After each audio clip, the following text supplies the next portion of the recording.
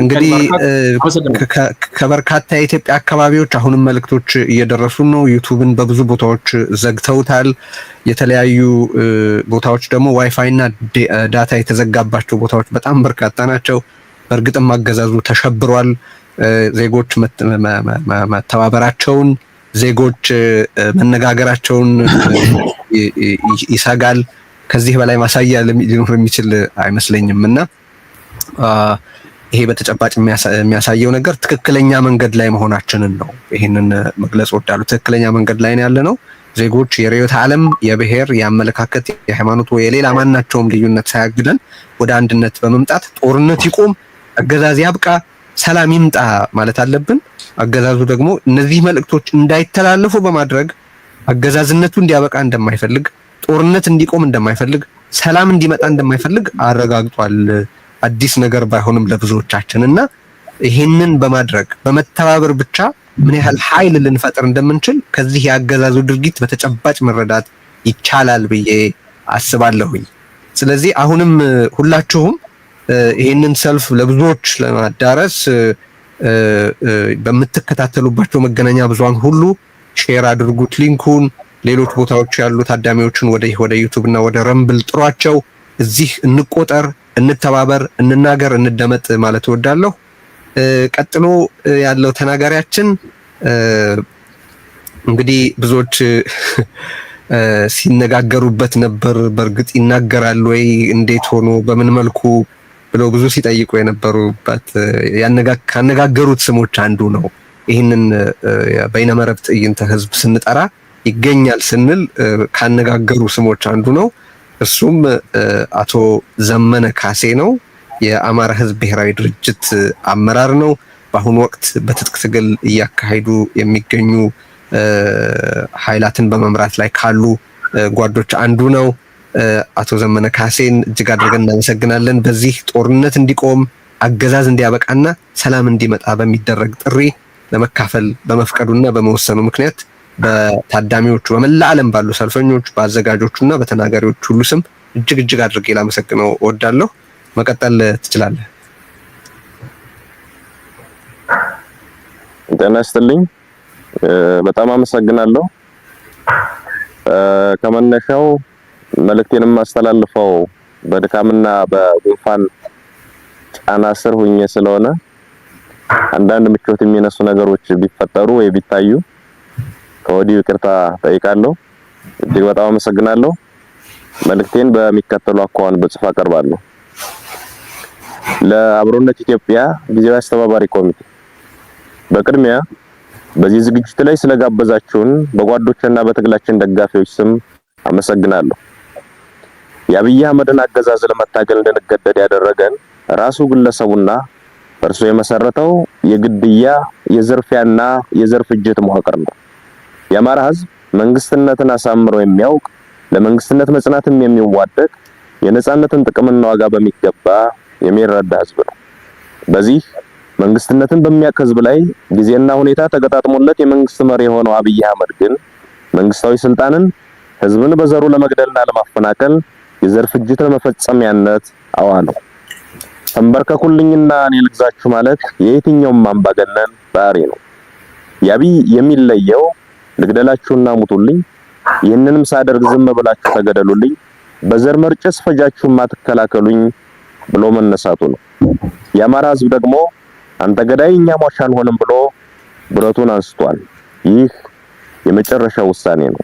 ከዚያ በፊት ህዝባችን የደም መፋሰስ ሳይመጣ የአብይ አህመድ አገዛዝ የአማራ ህዝብ ላይ የሚያደርሰው በደልና መፈናቀል፣ ጥቃትና ክፋት እንዲያቆም በሁሉም የክልሉ ዋና ዋና ከተሞች በሰልፍ ጠይቋል። በወቅቱ ህዝቡ በሰላማዊ ሰልፍ ጭምር አትግደሉኝና አታፈናቅሉኝ ብሎ ሲማጸን ራሱ አብይ የሰጠው መልስ እናንተ ጩኸታሞች የሚል ነበር። ቆይቶም የአማራን ህዝብ በብዙ ጸያፍ ቃላት መዝለፍ ጀመረ። ለተነሳ ሰላማዊ ጥያቄ ሁሉ ህዝብን መዝለፍ ሳይበቃው ጠመንጃህን ብቻ ሳይሆን ቀበቶህንም አስፈትቻን በረክካለሁ ብሎ ዘመተ። ቁጭ ብለን አንሞትም ያለ ትውልድ ይህ ሰውዬና ምስለኔዎቹ እስካሉ ድረስ እረፍትም ህይወትም አይኖረኝም ብሎ ህልውናውን ለማረጋገጥ እየታገለ ይገኛል። ወዳጆቻችን እንዲያስታውሱት፣ ጠላት ደግሞ እንዲገባው መግለጽ የሚያስፈልገኝ አንድ ነገር አለ። የአማራ ህዝብ ወደዚህ አይነት መራራ ትግል ውስጥ የገባው መሮት ብቻ አይደለም፣ የሰላም መንገዶች ሁሉ ተዘግተውበት እንጂ። የታመመ አዲስ አበባ ሄጄ ልታከም ቢል ተደብድቦ ይመለሳል። በተለያዩ ሀገሪቱ ክፍሎች ያለን አማራ እየገደሉ የተረፈውን አፈናቀሉት። በአንድ ወቅት የተባበሩት መንግስታት ድርጅት እንዳለው በ11 የአማራ ክልል ዞኖች ውስጥ 11 የተፈናቃይ መጠለያዎች ተፈጠሩ። እነዚህን ተፈናቃዮች የደቡብ፣ የኦሮሞ ወይም የቤኒሻንጉል ህዝብ ያፈናቀላቸውና ውጡልኝ ያላቸው አይደሉም። ገድሎ የተረፉትንም ነቅሎ ያፈናቀላቸው የአብይ አህመድና የሽመልስ አብዲሳ አገዛዝ የአሻድሊ ሐሰን ተላላኪያዊ መዋቅርና ስራ ነው። የአማራን ህዝብ አፈናቅለው ብቻ አልበቃቸውም። በቀይም መጠን እንገላለን፣ አትግደሉኝ፣ አታፈናቅሉኝ ብሎ በየከተማው በየአደባባዩ ተሰለፈ። ህዝባችን ለጠየቃቸው ጥያቄዎች ሁሉ የሚሰጠው ምላሽ ግድያና ጥቃት ሲሆን አሁንስ በዛ በሚል ውሳኔ እርምጃውን ከሰልፍ ወደ ሰይፍ አሳድጓል። ይህንን ሰይፍ ወደ አፎቶ የምንመልሰው አብይ አህመድና ግብረ አበሮቹ የአማራ ህዝብ የሚገድሉበት ክንድ ሲሰባበር ነው ብሎ ወሰነ። የአማራ ህዝብ አንገት ደፍቶ እንዲኖር የሚፈልግ ኃይል ሁሉ መጀመሪያ እርሱ ራሱ ይደፋል ወይም ይደፋል ብሎ አፈሙዙን ወደ ጠላቶቹ አዙሯል። እናም ሰላም ይምጣ የሚለውን አጀንዳ የአማራ ህዝብ ገና ከማለዳው ሲጠይቀው የነበረና ጥቅሜና ፍላጎቴም የሚከበረው በዚህ መንገድ ብቻ ነው ብሎ የሚያምን እንጂ ፈልጎት ወደ ውጊያ የገባ አይደለም። ተገዶ የገባበትን ትግል እያካሄደ ያለው ሰላምን ለማጽናትና ለማምጣት በሚወዳት ሀገር ውስጥ በሰላምና ከሚወዳቸው ኢትዮጵያውያን ወገኖቹ ጋር እንደ ልማዱ በትብብርና በህብረት ለመኖር ነው። ሰላም ስትራቴጂካዊ ግባችን ነው። የትግላችን ግብም ህልውናችን በዘላቂነት ማረጋገጥና ሰላምን ማምጣት ነው። ሰላም ይምጣ፣ ጦርነት ይብቃ ማለት የጦርነት ጠማቂዎች ገለል ይበሉ፣ የጦር ወንጀለኞች ለፍርድ ይቅረቡ ማለትም ነው። የአማራ ህዝብም ሆነ የመላ ኢትዮጵያውያን ጠላትና በፈረቃም በጅምላም እየገደለ ሰላም የነሳን ሐኪሙም ወዛደሩም ነጋዴውም አርሶ አደሩም ሰርተው እንዳይኖሩ ያደረገው የአብይ አህመድ ገዳይ መንፈስ ነው። ይህ ገዳይ መንፈስ ሰላምን አይፈቅድም። መንግስትነትና መንግስታዊ ስልጣን እጅግ ጥንቃቄ የሚፈልግና ብቃትንም ግድ የሚል ቢሆንም የአብይ ገዳይ መንፈስ ግን መንግስትነቱን ለማሳየት የሚጥረው የመግደል አቅሙን በማስፋትና በማብዛት ነው። መንግስትነት የማህበረሰብን ችግር ለመፍታት ምን ሰራው፣ ምንስ መስራት ይኖርብኛል የሚል መሰረታዊ ጽንሰ ሐሳብን ማዕከል ያደረገ ቢሆንም የአብይ አህመድ ገዳይ መንፈስ ግን ሲያሰላ የሚውለው ስንት እናት ገደሉ፣ ስንት ህፃን አረዱ፣ ስንት ሴት ስደፈሩ እያለ ነው። የሀገር ልማት አቁሜ በ10 ቢሊዮን ዶላር እዋጋለሁ፣ ሺህ ዓመት እዋጋለሁ ሲል ያልሰማው ኢትዮጵያዊ የለም። ይህ ገዳይ መንፈስ አሁን ወይም የአማራ ህዝብ አስገዳጅ ሁኔታ ውስጥ ገብቶ ትጥቅ ትግል ማድረግ ከጀመረ ጊዜ አንስቶ የመጣ አይደለም። ገና ስልጣን ከያዘበት ሰሞን ጀምሮ ሲናገረው የነበረ ሆኖም በብዙ ተስፈኛ እምነቶች ምክንያት የተሸፈነለት የሚያንቀሸቅሽ ደም የማፍሰስ ግብና ግብር የነበረው ሰው ነው። አብይ አቅም የሌለው አገር መምራት የማይችል ድውይ ሰው መሆኑን ማንኛውም ተራ ኢትዮጵያዊ የተስማማበት ወቅት ላይ እንገኛለን። የአብይ አቅም ህፃን መግደልና ሴትን መድፈር ነው። የአብይ አቅም ቤተ መንግስት ቁጭ ብሎ ከ500 እና 800 ኪሎ ሜትር ላይ ሰው አልባ ድሮን በመተኮስ አራስ መግደል፣ መምህርና ተማሪ መጨፍጨፍ ነው። የአብይ አቅም የድሃ ልጅ እያስገደዱ ወደ ጦር ሜዳ እየላኩ መማገር ነው። አብይ 1 ግራም ፖለቲካዊ ዕውቀትና እንጥፍጣፊ ወታደራዊ ችሎታ የሌለው ሰው መሆኑን ለማወቅ ባለፉት ዓመታት ያካሄዳቸውን ጦርነቶች ኦዲት ማድረግ በቂ ነው። አንድም ጦርነት ያላሸነፈ ብቻ ሳይሆን ደግሞም ማሸነፍ የማይችል አቅመቢስና አገር ጠል ሰው ነው። የአብይ አቅምና ችሎታ ኢትዮጵያን እየዘረፈ በውጭ ሀገር ፎቅ መደርደር ነው። የአብይ አቅም በቴሌቪዥን እየቀረቡ ድርድር ውሸት ማውራት ነው። አብይ ችሎታ የለውም ማለት ግን ጭካኔ የለውም ማለት አይደለም። ጭካኔውን ልጆቻቸው በወታደሮች እንዲደፈሩ ትዕዛዝ ሲሰጥ የሰሙ እናቶች፣ ወንድሟ አጠገቧ ሲረሽን ያስተዋለች እህት፣ በድሮን ሙሉ ቤተሰቡን ያጣ ቤተዘመድ፣ በመድፍ ቤተክርስቲያኑና መስጂዱ የወደመበት ምዕመን ብቻ ሳይሆን የትኛውም የገጠርና የከተማ ሰው አይቶታል። ይህ ሰውዬ የሚመራው አገዛዝና ለእርሱ ታዛዥ ሆነው የተሰየሙ የሰላም ጸሮችን ሁሉ መመንጠርና የጋራ ሀገር እውነተኛ እኩልነትና ነጻነት የሰፈነበት ኢትዮጵያን መፍጠር አንዱ ገዳይ ሌላው ሟች ሳይሆን ሁላችንም ነዋሪ የምንሆንባትን ሀገር መመስረት የዚህ ትውልድ ታሪካዊ ኃላፊነት ሆኗል።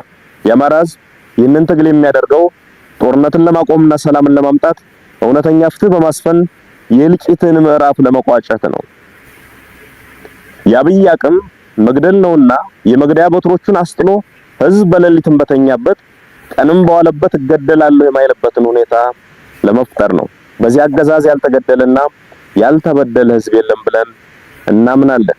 ከዚህ በኋላ ባለችው ኢትዮጵያ ውስጥም አንዱ ተንበርካኪ ሌላው አንበርካኪ የሚሆንበት መንገድ መኖር የለበትም ብለንም እናምናለን።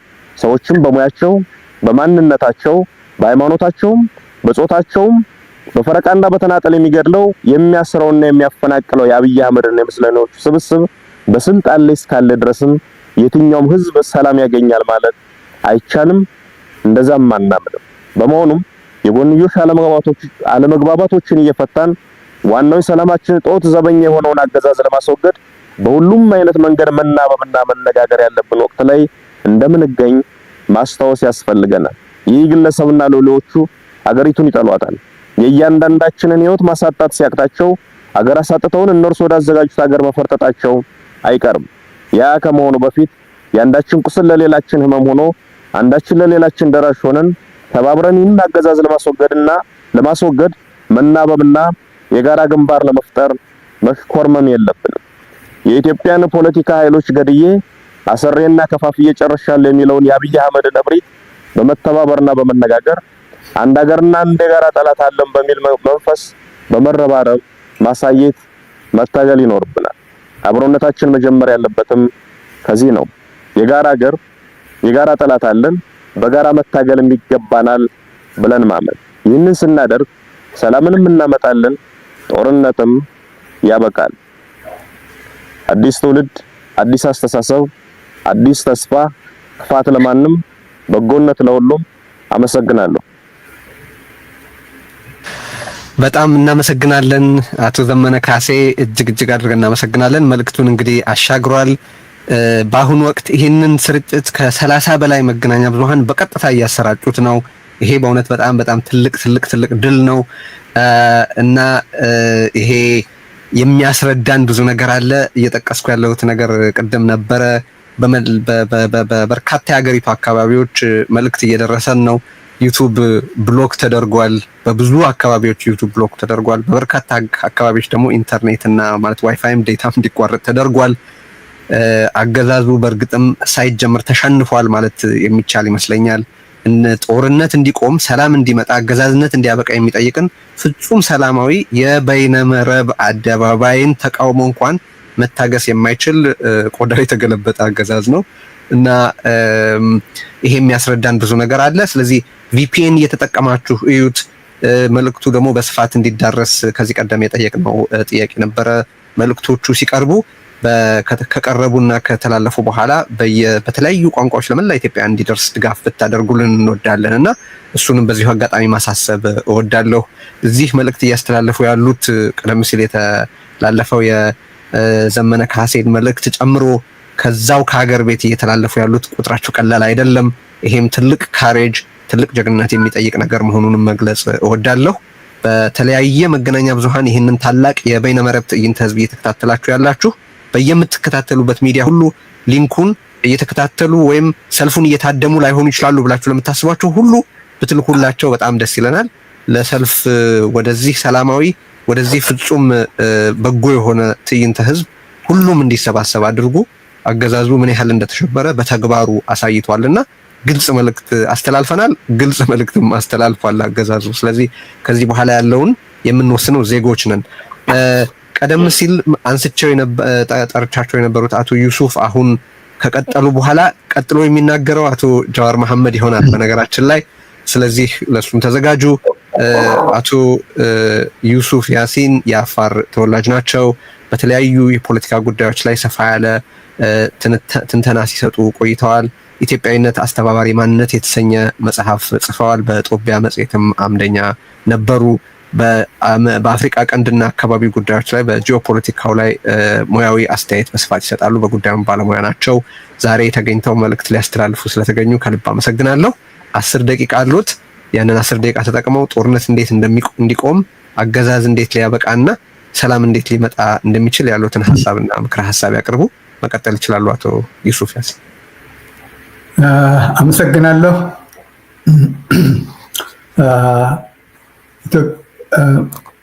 አሰባሳቢ ማንነት ነው የመጽሐፉ ስም፣ አሰባሳቢ ማንነት። ሰሞኑም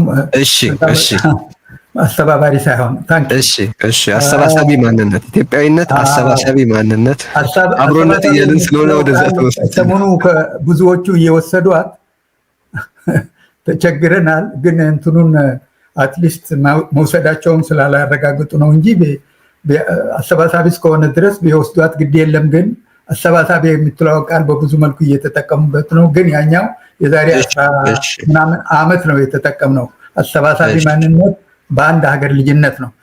ታንኪዩ። እና በዚህ በአይነቱ ሊሰኝ የሚችለው በይነመረብ ህዝብ ትዕይንት ላይ የዛሬ ዝግጅት ላይ ታዳሚዎችና አዘጋጆች የከበረ እና የላቀ ሰላምታ ይድረሳችሁ። ከልብ የመነጨ ምስጋናዬን በቅድሚያ ተቀበሉኝ። በተለይ የአብሮነት ኢኒሼቲቭ ባለቤቶች ልዩ ምስጋና ይገባቸዋል። ይህ መነሳሳታችሁ ወይም ኢኒሼቲቭ ከሌሎች በርካታ ሰላም ይውረድ፣ ጸረ ሰላም ይውረድ፣ ሰላም ይውረድ፣ ጸረ ሰላምም ይውረድ በሚለው ተቃዋሚዎች ቅንጅት ተደምሮ ዓላማውን እንደሚያሳካ ጥርጥር የለኝም። አሁን ዛሬ በዚህ ላይ የምንመለከተው የጎንዮሽ መጋጨቱ ተትቶ ቀጥታ በፖለቲካ በጣም የራቁ ኃይሎች ወይም የነሱ ተወካዮች እዚህ በአንድነት መሰለፋቸው በአንድ በኩል ለኢትዮጵያ ሕዝብ ተስፋ ይሰጣል፣ በሌላ በኩል ደግሞ ላለው አገዛዝ ያርደዋል ማለት ነው። አሁን እንዳየ ነው። ጦርነት ይቁም፣ ሰላም ይስፈን ምኑ ላይ ነው የሚያሸብረው? ምንም የሚያሻማ ትርጉምም ኖሮት ሊኖር አይችልም። ግልጽም ነው። በሀገሪቷ ሰላም ይውረድ፣ ጸረ ሰላምም ይውረድ ብለን በምንልበት ጊዜ ግልጽ የሆነ ሌላ ጉዳይም አለ። በሀገሪቷ ደረጃም ሆነ በቀጠናችን ግልጽ የሆነ ሌላ ጉዳይም አለ። በሀገሪቷ ደረጃም ሆነ በቀጠናችን ጸረ ሰላም ኃይሎችና የሰላም ኃይሎች አሰላለፍ ጥርት ባለ መልክ እየታየ ነው። ግልጽ እያለ መጥተዋል። በኢትዮጵያ ውስጥ ያሉት ድርጅቶች፣ በአካባቢ ያሉት ሀገራት ኃይል አሰላለፋቸው ግልጽ እየሆነ መጥተዋል ማለት ነው። ለአንድ አፍታ እዚህ ላይ ቆም ብለን የአሁኑ ሁኔታ በመሰለው የታሪክ መጋጠሚያ በስልጣን የነበሩት መሪዎቻችን ወይም የኢትዮጵያ መሪዎች የወሰዱትን አቋም ዞር ብለን እንመልከት።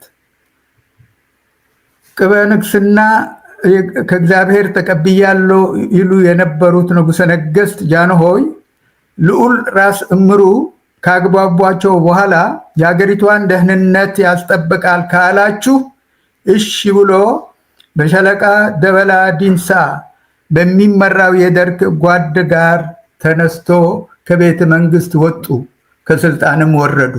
በገዛ ፈቃዳቸው ማለት ይቻላል። ምክንያቱ ከእናንተ ጋር ይህንን የምትሉትን ነገር የሀገሪቷ ደህንነትና የህዝቦቿ ሰላም ያስጠብቅ ከሆነ ከእናንተ ጋር ማልሄድበት ምክንያት የለም ብሎ ደርግ የላከላቸው በሻለቃ ደበላ ዲንሳይ ከሚመራው ቡድን ጋር ሄዱ።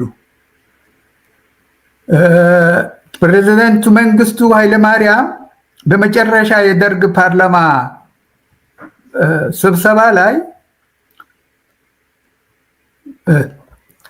ለሀገሪቷ ሰላም ሲባል ለተፋላሚ ድርጅቶች ለአንዱ አምበል ወንበሬን ለመልቀቅ ዝግጁ ነኝ አሉ። ወንበሬን ለመልቀቅ ዝግጁ ነኝ ለአንዱ ተፋላሚ የነበሩት ያኔ ወያኔና ሻዕቢያ ናቸው።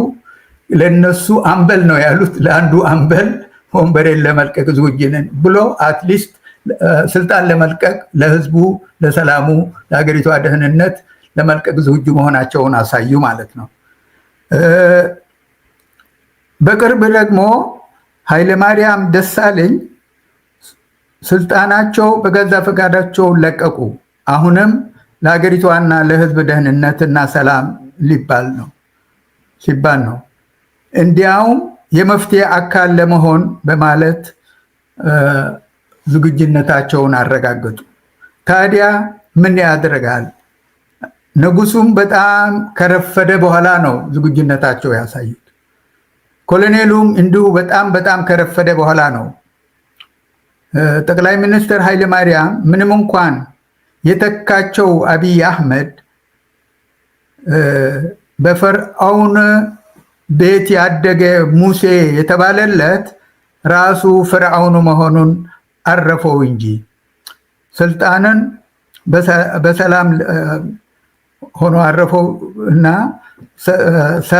በሰላም ስልጣናቸው ለለቀቁት ፕራይም ሚኒስተር ኃይለማርያም ደሳለኝ ለዛ ለተባለውን ነገር ሊሆን አልቻለም።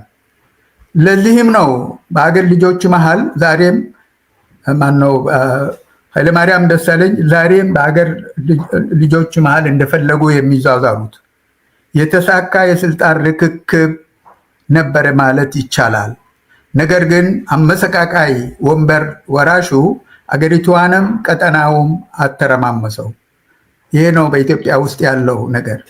እዚህ ላይ አንድ አጭር ፈገግ የሚያሰኝ ገጠመኝ የራሴ ገጠመኝ ለእናንተ ልጋራ ፍቀዱልኝ። ዛሬ በስደት ከካይሮ አሁን ያለሁበት የስካንዲናቪያ አገር መተን ትንሽ ከቆየም በኋላ በዛን ጊዜ 4 ወይም 5 ዓመት የነበራት የመጨረሻ ልጃችን አማርኛ መነጋገር እያስቸገራት እና እንዝናናባት ነበረ። ከዕለታት አንድ ቀን ለብቻዋ መጫወት ሰለቻት መሰለኝና እናቷን ማሚ እኛ ወደ ኢትዮጵያ የምንሄደው መቼ ነው አለቻት። እናቷ ደግሞ አባትሽን ጠይቂው ብላ ወደ እኔ ልትገላገል ፈለገች። ቀጥታ ወደ እኔ መጣ አምርታ እሱ ጥያቄ ራሱ እንደገና ጠየቀች። እኔ ብዙ ሳላስብበት በስልጣን ያለው መንግስት ሲወርድ ነዋ አልኳት። እሷም በልጅነትና በንጹህ ልቦናዋ ምን ብትል ጥሩ ነው? ምኑ ላይ ነው የቆመው? ይውረዳ ብላ እርፍ አለች። ምኑ ላይ ነው የቆመው? በሷ የተረዳት በስልጣን ያለው መንግስት ሲወርድ ነው ስላት ምኑ ላይ ነው የቆመው? ይውረዳ። በጣም በሚያስቅ አኳኋን ነው ያለችውና ያ ነገር ሁሉ ጊዜ እንደቀልድ እንደግመዋለን። ስለዚህ ይሄ ነገር አብይ አህመድ ከስልጣን መውረድ የኛ ትንሿ ልጅ ያኔ እንግዲህ ትልቅ ናት ባለችው መልኩ ባይሆንም አሁንም ቢሆን ምን ላይ እንደቆመ አንዱ በኢትዮጵያ ሕዝብ የሚያውቀው ይመስለኛል። በቀላሉ ግን ውረድ ሲባል እንደማይወርድ በተግባሩ ያሳየ፣ ከዛም አልፎ ተርፎ እዚህ ላይ ስትነጋገሩ የነበራችሁ ተናጋሪዎች በዝርዝር ገልጻቸውና የኔ መልእክት በማሳጠር ወደ እንትን አልፋለሁ። 2 ደቂቃ አሉት አቶ ዩሱፍ። ውረድ ብሎ ማውረድ የማይሞከር የማይታሰብ ነው። በተለይም የንግስናው ዘውድ የደፋሁት እናቴ በ7 ዓመቴ በነገረችን ህልምና ንግርት ብሎ በፓርላማ ፊት የቆሞ መናገር ድፍረት ያለው መሪ ነውና ኢትዮጵያ ህዝብ ጃንሆይን እንኳን ሌባ ብሎ በድንጋይ የወረወረባቸው አድፋጭ ህዝብ ነው። አንድ ትንሽ ልጄ ላይ ምን ላይ ነው ቆመው እንዳለችው አብይ ዛሬ ምን ላይ እንደቆመም ምን እየሰራ እንደሆነ ሁላችን የምናውቀው ነውና በአጭሩ ሰላም ይውረድ፣ ጸረ ሰላምም ይውረድ። አመሰግናለሁ። እሺ፣ በጣም አመሰግናለሁ አቶ ዩሱፍ ያሲን፣ ድንቅ መልእክት ነው ያሻገሩልን። በነገራችን ላይ አሁን በእርግጠኝነት መናገር እንደምችለው አገዛዙ ይሄ ታላቅ የበይነመረብ ትዕይንተ ህዝብ አገር ቤት እንዳይታይ የሚቻለውን ሁሉ እያደረገ ነው። ስለዚህ ዩቲዩብ ኢፌክቲቭሊ በኢትዮጵያ ውስጥ የማይሰራበት ሁኔታ ተፈጥሯል። ስለዚህ በፌስቡክ ለማሰራጨት ተገደናል። ስለዚህ አቶ ጃዋር እዚህ እየተናገረም በራሱ ሚሊዮኖች በሚከተሉት የፌስቡክ ገጹ ላይ ሊያሰራጨው ጀምራል። ግን እዚህ ያላችሁ የትም አትሄዱ፣ የዩቲዩብ አክሰስ ያላገኙትን ለመድረስ ነው ወደ ፌስቡክ እየሄድን ያለ ነው እንጂ እዚህ ያላችሁ መቆጠራችሁ ስቲል አስፈላጊ ስለሆነ የትም እንዳትሄዱ አሳስባለሁ። ግን በጃዋር ገጽም በኩል እንግዲህ እንዲከታተሉ መንገር ትችላላችሁ፣ ሀገር ቤት ላሉት በዩቲዩብ መከታተል ለማይችሉት ማለት ነው። በተጨማሪም እኛ 100 ሺዎችን ነበረ እንደርሳለን ያልነው፣ ነገር ግን በኢኤምኤስ በኩል በሳተላይት ሚሊዮኖች እያዩት እንደሆነ መግለጽ ወዳለሁ ይሄንን በዚህ አጋጣሚ ማለት ነው። ስለዚህ እንግዲህ እንቀጥላለን። ጦርነት ይቁም፣ ግፋዊ አገዛዝ ያብቃ፣ ሰላም ይምጣ እያልን እንቀጥላለን። አቶ ጃዋር መሐመድን ማስተዋወቅ አያስፈልገኝም፣ ብዙዎቹ ታውቁታላችሁ። በኢትዮጵያ ውስጥ ይቅርታ ቴዲ፣ አንድ ጊዜ አንድ ሰው በመሃል አስገባና ጃዋር እንትኑን ፌስቡክን ማኔጅ ለማድረግ ትንሽ ልቆይ ስላለ ነው። ጥሩ። እሺ እንግዲያውስ እዚህ ላይ ዶክተር ራሄልን ማስገባት ከቻልን የሚሰራላቸው ከሆነ ዜና ዶክተር ራሄል ባፌን ብታስገቢልን። አለሁ ይሰማል? እሺ ዶክተር ራሄል በጣም እናመሰግናለን። እንግዲህ በዚህ ታላቅ የበይነመረብ ትዕይንት ላይ መልእክት ሊያስተላልፉ በመገኘቱ ከልብ አመሰግናለሁኝ። በተደጋጋሚ እንደጠቀስኩት የዚህ ስብስብ የዚህ ታላቅ ትዕይንተ ህዝብ የመሰባሰብ ምክንያት ጦርነት እንዲቆም መጠየቅ፣ አገዛዝ እንዲያበቃ መጠየቅ፣ ሰላም እንዲሰፍን ድምጽ ማሰማት ነው። ስለዚህ እዚህ ላይ ስለተገኙ እናመሰግናለን። እንግዲህ ዶክተር ራሄል በአሁኑ ወቅት የህብረ ብሔራዊ ፓርቲ የሆነው የኢትዮጵያ ሶሻል ዴሞክራቲክ ፓርቲ ሊቀመንበር ናቸው። መልእክቱን ማስተላለፍ ይችላሉ። 10 ደቂቃ አሉት ዶክተር ራሄል። በጣም አመሰግናለሁ አቶ ቴዎድሮስ። ለአዘጋጆቹም ሁሉ ትልቅ ክብር አለኝ፣ አመሰግናለሁ። ወገኖቼ ጦርነት ይቁም፣ አገዛዝ አብቅቶ ዘላቂ ሰላም ይምጣ ብሎ የተመመውን ይህን ህዝብ ትክክለኛ ሰዓት ላይ እንደመጣ አስባለሁ። ወሳኝ ሰዓት ላይ ትክክልም ነው አቋሙ ብዬ ነው የምቀበለውና ይህን መንደርደሪያ ይዘን መወያየታችን፣ ይህን መንደርደሪያ ይዘን በሀገራችን ጉዳይ መነጋገራችን ለኔ ትልቅ ጉዳይ ነው። የምንዋጋው ጦርነት እኮ አሸናፊ ልደት ሚውት አድርግ። በቃ አሁን ቀጥሎ እነግራለን በኢሳን እናንተን እንዲከታተሉ። ልደት ሚውት አድርግ። እርስ በርሳችን ነው መንግስት ከሚያስተዳድረው ህዝብ ጋር ጦርነት ገጥሟል። ቴዲ በጣም ይቅርታ ረሳሁኝ። አየህ አሁን ምን ታላርክ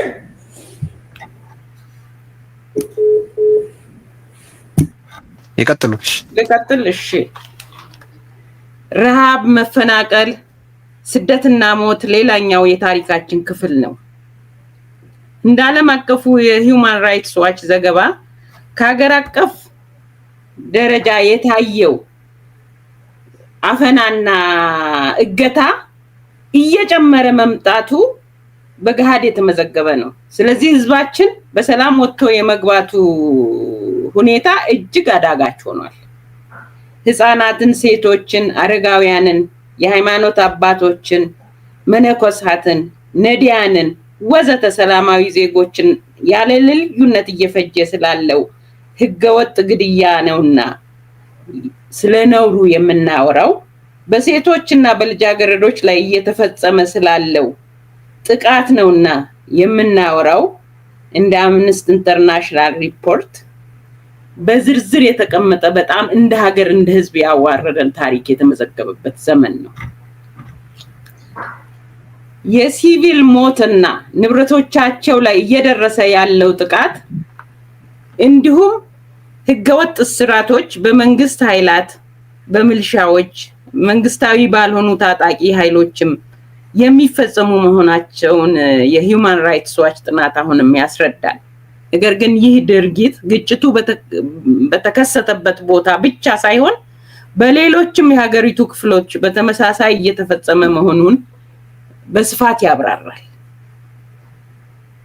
ለዚህ ነው ጦርነቱ ሰሜን ላይ የበረታ ቢሆንም ኦሮሚያ ላይ የበረታ ቢሆንም መሃሉ፣ ምስራቁ፣ ምዕራቡ፣ ደቡቡም ነፃ አይደለምና የጋራ መፍትሄ የሚያስፈልገን አንድነትን የጠየቀው ይሄው አገር አቀፍ ችግር ነው። አይበቃንም ወይ? በቃ ጦርነት ይቁም ስንል እኮ በቂ ምክንያት ስላለን እኮ ነው። የህዝባችን ሞትና እንግልት እንዲያበቃ ነው ጦርነት ይቁም የምንለው። ረሃብ፣ አፈና፣ መፈናቀልና ስደት እንዲያበቃ ነው ጦርነት ይቁም እያልን ያለ ነው። ብዝሃነታችንን እንድናዳምጥ አንድን ነገር የሀገራችን ጉዳይ ተደማምጠን እንድንመክር ለዚህ ነው ጦርነቱ ይቁም የምንለው። መከላከያ የሀገር ምሰሶና አምድ የህዝብ መከታና ጋሻ ኩራታችንና ክብራችን እኮ ነው። ለዚህ ነው የወታደር ሞት ይቁም የምንለው። ለሀገር ክብር ለሉዓላዊነት አይደለም እየወደቀ ያለው።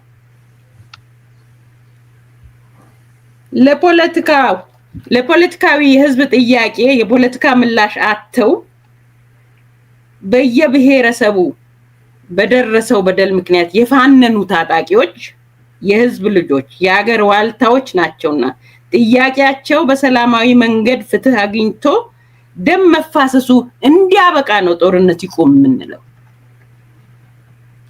የሐሳብ ልዩነታችን በዲሞክራሲያዊ መንገድ ሊፈታ ይገባል፣ ግብአትም ነውና ይህ ጦር ሊያማዝዝ አይገባም።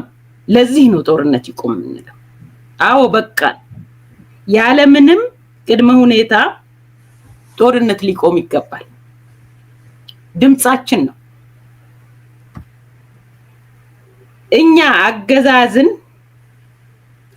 የምንታገለው ትግላችን ይቅርታ በዲሞክራሲያዊ ስርዓት ተተክቶ ዘላቂ ሰላም ስለሚመጣበት መንገድ እንድንመክር ነው።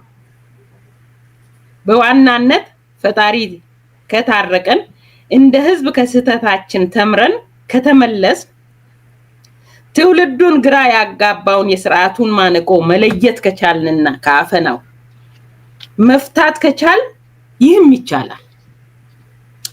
መጽሐፍ ቅዱስ የጠቢባን አይኖች ወደ ራሳቸው ናቸው ይላል። እያንዳንዳችን የልባችንን መሻት ውስጣችንን እናዳምጥ። የጋራ ማጠንጠኛችን መግባቢያ ቋንቋችን ኢትዮጵያ ናትና ስለዚህ የጋራ ፍኖተ ካርታ እንፈልግ። በጣም ይቅርታ ጉንፋን ስለያዘኝ ነው። ዲሞክራሲያዊ መንግስትና ዲሞክራሲያዊ ህዝብ ደግሞ አይነጣጠሉም። ለወንድሙ መብትና እኩልነት፣ ለእኩል ተደራሽነት ጠበቃ የሚሆን ህዝብ ለማንኛውም ሰብአዊ መብት፣ ለፍትህ፣ ለህይወቱ በሰላም የመኖር የመውጣት የመግባት ዋስትና ላይ የሚሞግት የሚሰማው ዜጋ ሊፈጠር ይገባል። ካገዛዙም በተጨማሪ ወደ ጎን እኮ በሰላም መኖር አልቻለም። ለዚህ ነው አካታች መፍትሄ የፈለግነው። ከመንግስት ምን ይፈልጋል? ከሚዲያና ከአክቲቪስቶች ከደራሲያን ወዘተ ምን እንፈልጋለን? ከሌሎች አጋሮቻችንስ ምን እንፈልጋለን? እንፈትሽ እስቲ፣ ወደ ውስጣችን እንይ። ምንድነው ከውስጣችን የጎደለው? እኛስ ማድረግ ያልቻል እንደ ህዝብ ሁሉም ፖለቲሻኑም ፖለቲከኛውም ይሁን መንግስትም ሁሉም ከዚህ ህዝብ ወጥቶ በዚህ ውስጥ የገባንበት ምን ስለሆነ ነው? ይሄን ልንፈትሽ ይገባል። ህወሓት ዲሰንትራላይዝድ ኮንትሮሊንግ ሜካኒዝም ተጠቀመ። ብልጽግና ደግሞ ሴንትራላይዝድ ነው። ህዝባችን ግን ከ100 ዓመት በላይ የፈጀ የነጻነትና የፍትህ የእኩልነት የእኩል ተደራሽነት ጥያቄ ያለውና ምላሽ ይገባዋል። ጦርነትና አፈናው ይቁም። መንግስት ወደ መፍትሄው መሄድ አለበት። ህዝብ ደግሞ ምላሹን ማግኘት አለበት። አንድ ሀገር እንዲጸና ምሰሶ ያስፈልገዋል። መሬት ላይ ያለው ሁኔታና እውነታ ሲታይ መንግስት ያስፈልገናል። ደግሞ መንግስት ህዝብን ማዳመጥ መስማት ይኖርበታል። ካልሰማ ደግሞ በጫና በግድ ፕሬሸራይዝድ ሆኖ ተገዶ መስማት አለበት።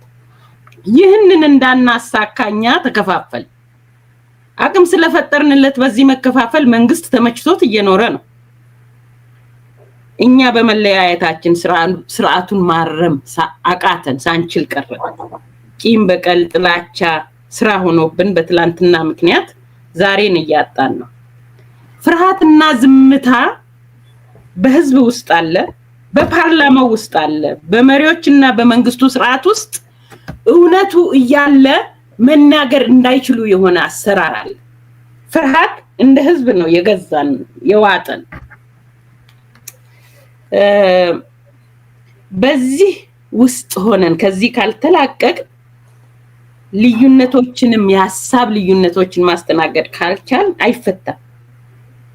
የታመመ ሰው እኮ ዝም ሲል መሞቻው እንደተቃረበ እናውቃለን።